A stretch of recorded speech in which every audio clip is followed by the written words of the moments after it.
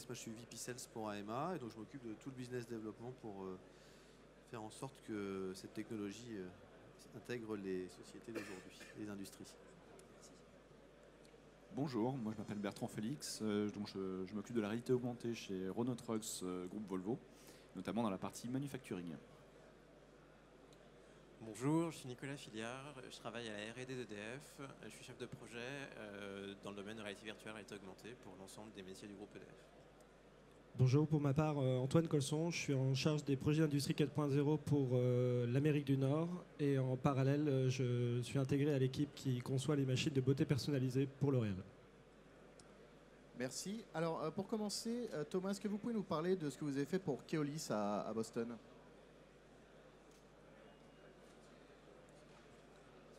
À Keolis, on a fait ce qu'on a fait avec la SNCF aussi ici en France. Bien sûr. Faut aller à l'autre bout du monde. Non, nous on a développé une solution de remote assistance, donc de réalité assistée, on va dire. Un CWAT-IC plus tout ce qui est un environnement communautaire qui permet de faire de l'échange de documents, de l'interaction, du dessin, de pousser des informations. En l'occurrence là, on était sur des problèmes de technicentre avec les problématiques de train en mobilité. Mais qu'on retrouve aussi sur tous les métiers de la SNCF aujourd'hui sur le national. Et donc là, c'était l'intégration de la solution auprès des conducteurs de train quand ils avaient des problématiques sur leur machine. D'accord, merci. Bertrand, donc Renault Trucks utilise HoloLens pour faire du contrôle qualité en fin de ligne d'assemblage. Est-ce que vous pouvez nous parler en gros de comment s'est passé ce déploiement, de ce que ça vous apporte, voilà. Oui, alors on a finalisé un prototype en fin 2017. On est sur la phase pilote, qui est une phase très différente, on est bien d'accord. Je pense qu'on en reparlera pendant la... Oui. Mais globalement, l'idée pour nous, c'est un cas d'usage, tout ce qui est plus industriel, même si les HoloLens aujourd'hui ne sont pas complètement matures. L'innovation n'attend pas le hardware, là on est bien d'accord. Donc l'ambition ici pour nous, c'est d'afficher pour nos opérateurs des instructions tête haute, main libre, de manière à les guider dans les opérations les plus complexes. Alors là, on n'est pas sur du montage, mais ça aurait pu. On est sur du contrôle qualité, comme vous le disiez, en fin de chaîne. Et chez Renault Trucks et le groupe Volvo, on en parlait avec nos collègues d'ailleurs qui sont là d'Airbus. Clairement, on partage totalement le même mal de crâne vis-à-vis de la diversité produit. On n'est pas par plateforme et nous, on a une diversité qui est tellement énorme qu'il faut qu'on apporte, notamment pour les variantes exotiques, des réponses. Et c'est pour ça qu'on explore très fortement ce secteur. D'accord. Alors Nicolas, comment EDF utilise la réalité augmentée dans ses opérations sur le terrain? Qu'est-ce que vous faites, vous, en R&D? En quoi ça peut vous servir? Alors, effectivement, nous, on a beaucoup d'interventions sur le terrain qui pourraient utiliser la réalité augmentée. Aujourd'hui, ça reste beaucoup à l'état de tests et de preuves de concept. Il y a encore beaucoup de questions pour nous à résoudre pour que ça devienne vraiment des produits qui se transfèrent autour notamment de l'adéquation et de l'utilisation, l'utilisabilité sur le terrain par des personnes. Quand on intervient dans des environnements où il peut présenter des risques, avoir la bonne assistance qui ne va pas gêner, qui va pas induire en erreur, c'est des questions qui restent encore à explorer pour avoir des produits. D'accord, merci. Et enfin Antoine, donc on avait vu votre collègue tout à l'heure, Guillaume, qui nous a un peu parlé de ce que... Il vous a un peu mangé Juste avant, votre oui. intervention. Ah non, on a assez à présenter. Mais justement, donc vous de votre côté, L'Oréal Operations, si je ne me trompe pas, qu'est-ce que vous faites en réalité augmentée dans les usines? Comment ça réinvente un peu la façon de vos opérateurs de travailler? Alors en fait, ce qui est très intéressant chez nous, c'est que les usines sont assez autonomes sur le déploiement de ce genre de technologie. Et donc en fait, ça va vraiment être très orienté en fonction d'une problématique d'un site particulier. Donc on l'a vu avec Guillaume précédemment qui expliquait qu'on avait de nouvelles machines à intégrer dans nos environnements et on utilisait des solutions de réalité augmentée. Quand on parle de réalité augmentée, pour nous, on parle aussi d'opérateurs augmentés, ce qu'on va sans doute évoquer par la suite. Et c'est surtout donner à l'opérateur l'information avec le device ou le hardware qui sera le plus pertinent pour une application donnée. Donc ça peut être avoir des informations sur la performance d'une machine en temps réel ou quand on a un problème sur une machine, avoir toutes les données de la machine qui viennent s'afficher dans un afficheur. Voilà. D'accord, alors il y a une question, il y a une problématique qui revient dans tout ce que vous dites là, c'est que le hardware n'est pas forcément là encore. Donc on a les tablettes, il y a HoloLens qui est là, mais bon, Microsoft n'entend pas, donc on va dire que c'est quand même plus un dev kit qu'un produit fini, quoi. Donc est-ce qu'il y a en gros, est-ce que vous êtes un peu retenu par cet état hardware qui reste encore, on va dire, dans une phase un peu émergente, qui n'est pas tout à fait là? Voilà, est-ce que ça vous ralentit? Est-ce que ce sera bon dans 2 ans? Quelle perspective vous avez chacun là-dessus? Si je peux me permettre, de notre côté, le gros souci aujourd'hui, c'est que L'Oréal fait très attention à la cybersécurité et donc notamment intégrer des systèmes extérieurs de communication ou des systèmes qui vont venir se plugger à nos systèmes d'information. C'est assez délicat, on va dire. Aujourd'hui, nos partenaires commencent à développer des solutions pour les intégrer complètement à nos systèmes. Ce n'est pas encore totalement le cas. On a beaucoup d'espoir dans les solutions et les discussions qu'on a pu avoir ces derniers jours pour pouvoir l'intégrer au plus vite, pour pouvoir avoir accès justement à tout ce qu'on fait. Par exemple, aujourd'hui, on travaille avec IBM et Watson. On va pouvoir nourrir nos systèmes avec des informations pertinentes pour l'opérateur, limiter la charge cognitive de l'opérateur en lui donnant la bonne information. Le problème, c'est que là, il faut se connecter à nos serveurs et c'est parfois assez délicat. En tout cas, ça l'est encore aujourd'hui. C'est un vrai challenge pour nous. Oui, moi, je partage un peu ce point de vue-là. C'est que le hardware n'est pas forcément le premier frein en ce moment. C'est vraiment la question de comment on l'intègre dans nos SI pour avoir accès à la bonne information, à la formation de maintenance de manière sécurisée.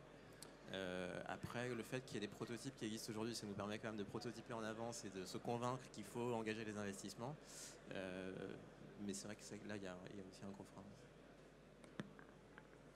Je suis assez d'accord. Je dirais même que c'est une chance finalement aujourd'hui que le hardware, parce qu'il n'est pas prêt, mais il est beaucoup plus prêt qu'il y a 1 à 2 ans en arrière. Et nous, ce qu'on a souhaité faire, l'approche qu'on a eue, c'est une approche où on a réuni une équipe pluridisciplinaire montée par le bas, où on a réuni tous les corps de métier au sein de cette étude. Donc on a travaillé sur nos forces, qui sont la connaissance de nos processus métiers, et on est allé chercher, pas forcément le hardware, mais on est allé chercher ce qu'il y avait de mieux à ce moment-là. Et ce qu'on a voulu créer, c'est l'appétence des usines. On a voulu changer leur mindset. Pour nous, les usines, si je cite un collègue à moi qui dit l'usine, c'est la vieille dame, pas la brusquer. Nous, on a un fort support de notre directeur de l'usine pilote, c'est une chance, mais il faut quand même voir que son codir a du mal à venir faire rentrer des solutions qui ne sont pas matures. Ils ont eu l'habitude de mettre en place des solutions qui fonctionnent, qui sont des outils, qui fonctionnent à 100%, qui ont été éprouvés. Et maintenant, on leur dit, voilà, il faut faire rentrer des solutions qui sont exploratoires, qui sont non finalisées, sur lesquelles il faut itérer, sur lesquelles il faut nous mettre à disposition des ingénieurs d'innovation, des opérateurs qui vont faire des tests. Et ça, c'est tout nouveau. Et donc nous, pour finir sur cette question, je dirais qu'on a voulu créer en fin de chaîne de valeur une appétence, donc avoir une visualisation maximum, et ensuite retravailler sur la chaîne de valeur. Et je rejoins ce qu'on disait ici. Alors nous, forcément, le Wi-Fi, oui, l'intégration dans les SI, oui. Et nous, qui sommes constructeurs, qui détenons l'intégrité de la chaîne, bureau d'études jusqu'au manufacturing, la clé aujourd'hui, même avant la partie Wi-Fi, ça va être la data continuity. Comment on part de notre donnée de bureau d'études et on l'envoie en lightweight format dans des outils de visualisation avancés. Et on est agnostique, vous disiez au début HoloLens, demain s'il y a un modèle qui sort et qui est plus performant, bien entendu, on migrera dessus. Alors nous, on développe les solutions, alors on va pas forcément... Bon, la bonne nouvelle, c'est que nous, il y a 3 ans, on a commencé à travailler, on était un des premiers à travailler sur les Google Glass, parce qu'on fait partie du top 10 des développeurs sélectionnés au niveau de Google pour travailler dessus, avec un autre européen qui est Ubimax. Et nous, on a commencé par la santé. Et dans la santé, il n'y a rien qui transcrit, puisqu'on ne peut pas garder de data, etc. Donc nous, notre solution, on a tout architecturé avec toutes les règles de la santé. Qui aujourd'hui, le choix qu'on a pris technique, en l'occurrence de recompiler un Android from scratch en Python et donc d'avoir 35 développeurs à Rennes qui travaillent que là-dessus, ça nous a donné un grand handicap au départ parce qu'on n'est pas parti sur un système d'app mais plus sur vraiment l'OS. Et aujourd'hui, c'est ce qui nous permet quand même de passer à un paquet de freins au niveau sécuritaire, au niveau industriel. Et c'est ce qui nous permet de travailler. Bon, là, vous êtes tous les 3 clients d'AEMA, donc pas forcément dans la réalité augmentée ni virtuelle, mais plutôt dans le remote assistance. Et ce qui fait, je pense, qu'on a pu commencer à travailler ensemble sur les différents projets qui font qu'aujourd'hui, on est utilisé à travers le monde, même avec vous. C'est justement cette partie-là. Voilà, même sur la partie, une des branches de Volvo qui est Renault Truck Défense, là on travaille avec l'armée, on ne peut pas se permettre de ne pas avoir des systèmes. Donc c'est vrai qu'on a un système, nous, avec un choix de départ qui était ça. Et c'est vrai qu'aujourd'hui, moi je le vois de plus en plus, la période de programme pilote c'est bien, mais dès qu'on passe pas toute la partie IT et qu'on n'arrive pas à passer cette partie-là, bah, c'est un frein au développement et à l'industrialisation. C'est ce qui fait qu'aujourd'hui, je pense qu'on arrive à avancer aujourd'hui avec les différents clients. Et même si au début on nous a un peu rayonné, parce que je pense qu'en France il n'y en a pas beaucoup qui ont recompilé un Android pour être justement agnostique en termes de hardware, parce que comme les hardwares sont pas parfaits, en tout cas ils n'ont pas été faits pour des use cases spécifiques, bah, ils viennent pas forcément répondre à des besoins, et nous aujourd'hui on travaille avec tous les fabricants justement parce qu'on vient répondre à des cas d'usage précis. Voilà, donc c'est un peu le choix qu'on a pris chez AMA, qui au début était un peu complexe et puis les gens ne comprenaient pas forcément pourquoi on avait pris cette option là, on n'a pas pris la facilité. Mais je pense que c'est aussi nos 10 dernières années à faire des apps pour la partie mobile et dans le free mobile qui fait qu'on a pris ces choix un peu drastiques qui étaient de dire bon bah on veut pas être dépendant du hardware, recompilons, refaisons un Android, ayons la possibilité de faire de l'audit derrière en termes de sécurité, et c'est ce qui fait la différence aujourd'hui je pense avec la solution d'AMA. Voilà. Merci. Alors j'ai plein de rebonds en fait à ce que vous m'avez dit. Peut-être le premier, ce serait en gros comment vaincre, parce que vous le disiez, l'usine, il ne faut pas trop la brusquer, tout ça. Comment vaincre à la fois la réticence des métiers, des directions métiers, des gens qui sont un peu en gestionnaire, mais aussi des opérateurs eux-mêmes qui n'ont pas forcément envie d'avoir à apprendre un nouvel outil, qui n'en voient pas forcément l'intérêt. Donc comment vous faites pour un peu évangéliser ces technologies, leur dire oui c'est encore émergent, c'est pas tout à fait prêt, mais c'est important de s'y mettre dès aujourd'hui parce que demain ça va vraiment faire la différence. Alors je vais partager avec vous une très bonne initiative prise par notre usine belge de Libramont, qui a pendant une journée décidé de prendre toute l'usine en dehors et présenter tous les partenaires qu'on avait sur l'industrie 4.0. La cobotique, des fournisseurs en réalité augmentée, des personnes des équipes du siège dans l'engineering qui ont pu présenter leur technologie pour justement casser cette sensation que la technologie n'est pas là pour aider l'opérateur. Et par des applicatifs, et en prenant des applicatifs de différents sites, on a pu leur montrer tout l'intérêt qu'ils pouvaient avoir à utiliser ces technologies au sein de leur site. Et je pense que ça a été très bien accepté par les opérateurs, mais même aussi au-delà, vis-à-vis de nos partenaires sociaux, avec qui on travaille, on peut dire main dans la main sur ces nouvelles technologies. Aujourd'hui, je pense que ces technologies intégrées dans nos process, c'est un avantage compétitif qu'on a chez L'Oréal au sein de notre outil de production, au sein de nos usines. Voilà. Moi, je pense que chez EDF, c'est un peu comme chez L'Oréal, finalement, les différentes entités sont assez indépendantes aussi pour pouvoir proposer leur innovation et tester. Et on se rend compte qu'ils ont envie, en fait, assez naturellement, de tester ces technologies.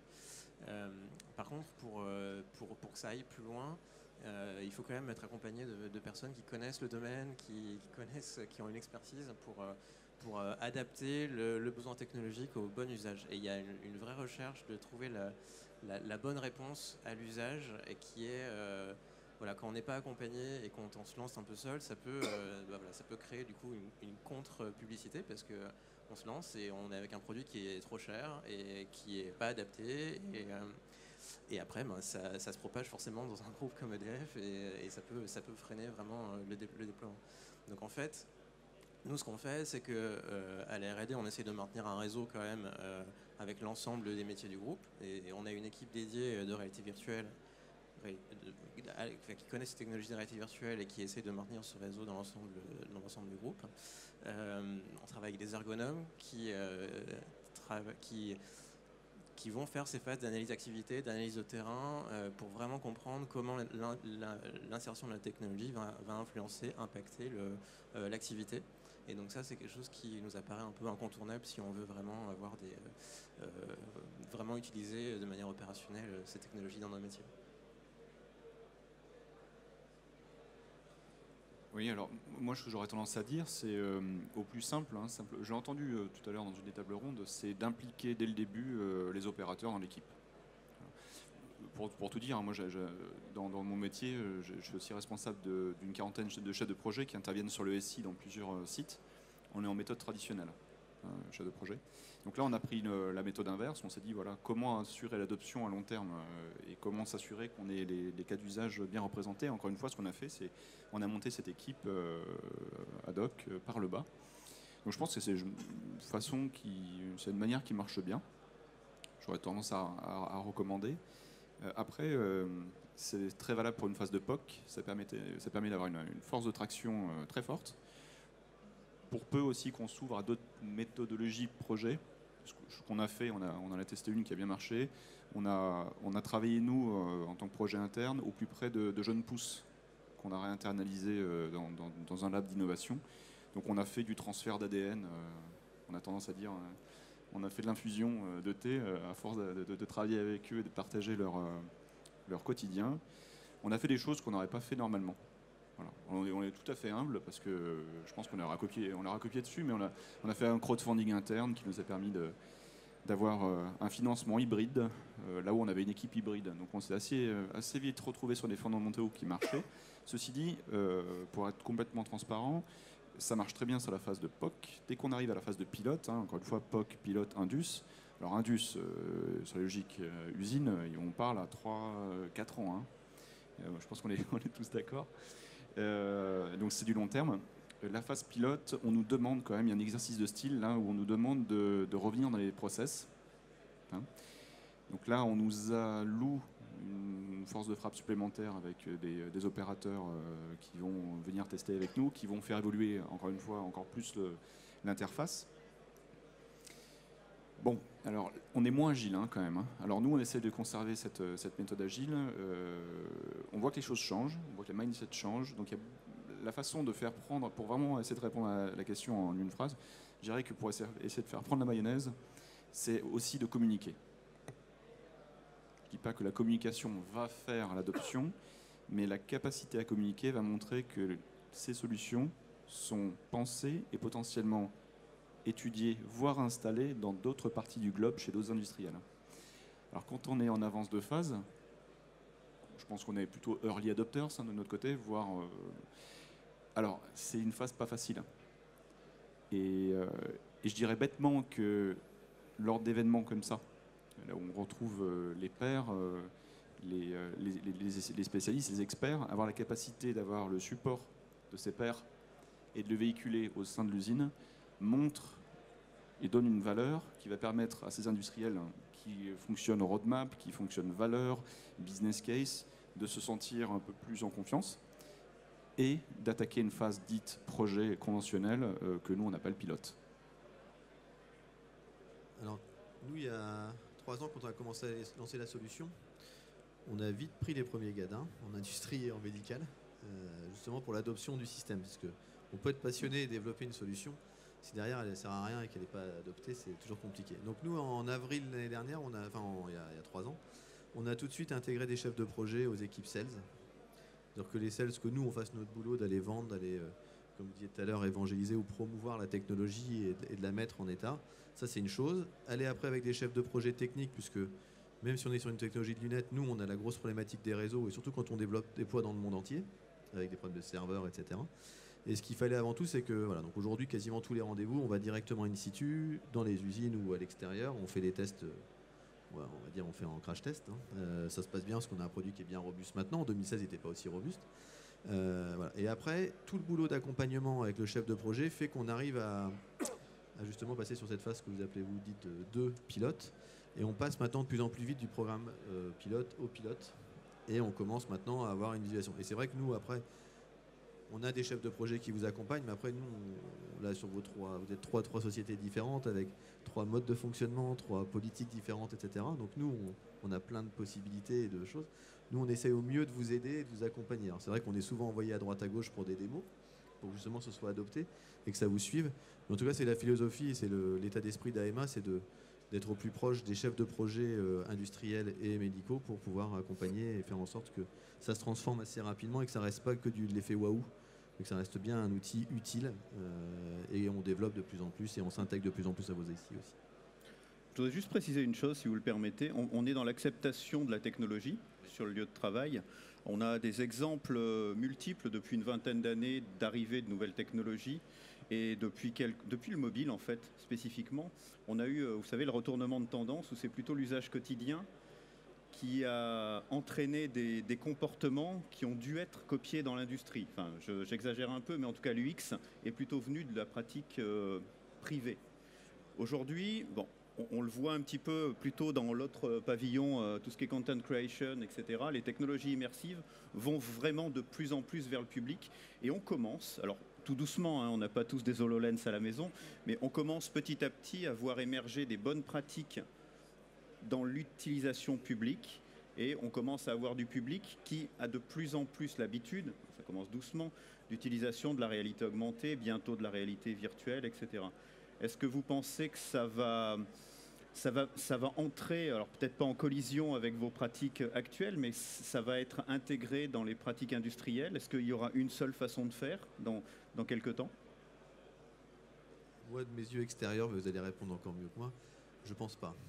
Chaque client a ses spécificités, ses process, ses problématiques, etc. Et nous, là-dessus, en fait, même si on a une solution, nous, qui est, alors pour le coup, utilisée de la même façon à droite, à gauche, qu'on améliore pour optimiser la bande passante de la prod, notamment. C'est-à-dire qu'on a des client requirements qui font, grosso modo, les demandes de l'un comblent les réponses de l'autre. Donc voilà, on a cette chance-là, et c'est par rapport à notre range de clients. Ce qui va faire la force, c'est l'intégration aux IT, et c'est ce qu'on fait de plus en plus. C'est comment je deviens pas un outil périphérique des existants, parce que ça, il n'y a rien de pire, pour rester sur le côté. Après, le consumer, en tout cas sur la techno, la nôtre, qui est la remote assistance ou autre, on a vu quelques échecs. Hein, Google en était un pour le B2C, Snapchat en était un deuxième. Enfin, le consumer n'est pas encore prêt, je pense, sur cette techno. Le consumer est versatile. Voilà. Après, sur la réalité virtuelle, je ne me prononcerai pas parce qu'on n'a pas, j'ai pas la connaissance, mais on est quand même une petite sœur d'Ubi, donc on a quand même une visibilité sur la partie jeu. On voit un peu, ça reste encore, il y a encore du boulot et pas mal de travail à faire sur cette partie-là. Alors pour aider l'adoption, ce que nous on a la chance de faire chez L'Oréal, on peut le faire, c'est qu'on valorise les initiatives personnelles de nos collaborateurs. Un opérateur va venir avec une problématique et une solution qu'il veut aborder, et on va essayer de créer une équipe projet pour l'aider. Et ce qui est intéressant, c'est que ça vient de l'opérateur. Ça peut venir aussi de différents départements, d'un manager ou ainsi de suite, mais si l'opérateur vient avec une problématique et une tentative de solution, on va tenter de l'aider. J'ai des exemples aux États-Unis d'un technicien qui programme en HoloLens. Hein. Enfin, quand vous voyez ça, vous vous dites que c'est quand même pas donné à tout le monde. Mais vous pouvez aussi avoir des opérateurs sur ligne qui vont venir en disant j'ai développé un petit truc sous Excel, et puis on va prendre cette idée, on va la développer un peu plus loin, et puis on va l'intégrer à de la réalité ou à une application mobile. Et puis ça va permettre justement de valoriser ça au sein des équipes et de donner des envies à d'autres personnes de suivre cette initiative. Voilà. D'accord, et du coup, pour revenir sur la partie passage du POC au pilote, vous, chez L'Oréal, comment ça se passe, quelles difficultés vous avez rencontrées, voilà, comment vous gérez cette passation? Parce que Bertrand nous en a parlé, c'est vrai que c'est pas facile, c'est pas la même chose, c'est quand même deux phases très différentes et avec des gros enjeux. Alors on essaye d'intégrer au plus tôt dans ce genre de projet les équipes IT ou les équipes, on va dire, de l'engineering du siège, dont j'ai la chance de faire partie. Donc très rapidement, dès que la solution a commencé à être mise en place, dès que l'usine a fait une proof of concept, on va essayer d'aller voir avec eux comment l'intégrer, comment le déployer. Il est vrai que comme on laisse beaucoup d'autonomie à nos sites, c'est plus délicat, c'est plus difficile de développer en top-down une solution. Donc ce qu'on fait, en fait, c'est qu'on crée une sorte de référentiel dans lequel on donne toutes les solutions, et les responsables de site, les responsables de production peuvent venir piocher et prendre ce qui les intéresse pour répondre à des problématiques de leur site et leurs priorités. Chaque site a des priorités différentes. Quand vous êtes dans le luxe, vous ne serez pas du tout pareil que quand vous êtes dans des produits grand public. Vous n'aurez pas le même niveau d'agilité nécessaire. Vous aurez pas, il y a beaucoup de choses qui rentrent en compte. Si on parle du remote assistance, il est bien évident qu'un site qui sera au Brésil, qui n'aura pas forcément les mêmes compétences en interne, sera plus intéressé par cette technologie-là qu'une usine qui va être à Saint-Quentin dans l'Aisne, où il y a un site juste à côté qui pourrait l'aider. Voilà, c'est sûr. Nicolas, vous, du coup, vous en êtes encore à la phase de prototypage, on peut le dire. Hein. Est-ce que vous envisagez des déploiements dans quoi, 3 ans? Enfin, à quel niveau de maturité vous en êtes? Alors, bon, moi je peux pas parler pour l'ensemble du groupe EDF. Hein, Ah bah, trop tard, il faut y aller. Vu la R&D. Non, nous, alors, quand on dit on fait du prototypage, je parlais plutôt sur le périmètre réalité augmentée pour l'assistance terrain. Ouais. Voilà, il y a beaucoup d'autres technologies qui sont testées et qui sont utilisées pour être assistées sur le terrain et qui sont déjà opérationnelles. Il y a beaucoup de choses. Voilà, donc ensuite... réussir à convaincre, je pense qu'il y a d'autres... on a parlé beaucoup de freins qui étaient autour de l'intégration au SI, la sécurité, d'avoir un SI bien structuré pour avoir l'accès aux maintenances, etc. Donc c'est des investissements qui demandent du temps à être... Enfin, soit c'est déjà établi, soit il y a des divisions qui ne les ont pas encore bien structurées, donc ça demande du temps d'investissement. Et il y a aussi les périphériques, c'est-à-dire avoir ces technologies de réalité augmentée qui ne soient pas des outils qu'on a besoin de sortir 5 minutes le temps d'une opération, qu'on a besoin de ranger. Et là, c'est un peu dur de prédire à quel moment ça pourra devenir quelque chose qu'on utilise au quotidien aussi facilement qu'une tablette ou qu'un smartphone. Ça peut être... voilà. Il y a un gros travail d'ergonomie à faire. Nous, on le voit, on essaye de l'avancer au plus, mais c'est vrai que l'ergonomie, c'est ce qui fait qu'il n'y a pas de frein à l'usage. Ouais, voilà, c'est... On n'est pas parfait. Hein. On améliore tous les jours, mais l'ergonomie est un plus gros point pour garder l'utilisateur. Parce que tout le monde n'est pas technophile. Juste un tout petit mot là-dessus, parce que vous citiez l'UX tout à l'heure. Et en fait, nous, on a découvert que... Parce qu'en usine, on s'est rendu compte que quand on a des shifts de production où il y a des retards sur la production, c'est très tendu. Donc quand on vient faire des phases de test, ça peut être compliqué. Et en fait, on s'est rendu compte qu'il y a beaucoup de jeunes dans l'usine, parmi les opérateurs. Et en fait, les jeunes, ils ont l'habitude de travailler de l'image, d'en absorber, ils la considèrent comme un langage. Et en fait, on a eu une adoption qui était assez immédiate. Donc là, on nous a dit attention, ne dérangez pas la prod. On s'est rendu compte que dans les faits, et puis dans les faits, il n'y avait pas ne dérangez pas la prod, et il y avait la